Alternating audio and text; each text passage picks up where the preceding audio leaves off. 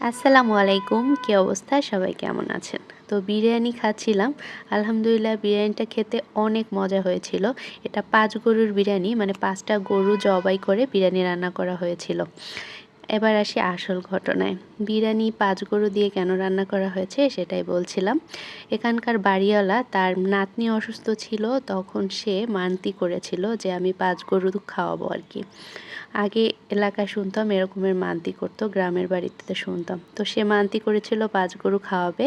এরপরে সে নাতি অসুস্থ থেকে সুস্থ হয়ে গিয়েছিল। তারপরে সে ৫ গরু জবাই করে বিরিয়ানি রান্না করেছে। এলাকার বাড়িওয়ালা, স্থানীয় লোকজন, ভাড়াটিয়া সবাই গিয়ে এই দাওয়াতে গিয়েছিল আরকি। সবাই খাবার খেয়েছে। তো আমি যাইনি, তাই আমার জন্য নিয়ে আসা হয়েছিল। আগে ছোটবেলায় এলাকাতেও শুনতাম এরকমের কেউ অসুস্থ হলে মান্তি করত। তারপরে সেই মান্তিটা কিন্তু পূরণও করতে হয়। আপনাদের কি এরকমের কোনো রেওয়াজ ছিল? অবশ্যই জানাবেন।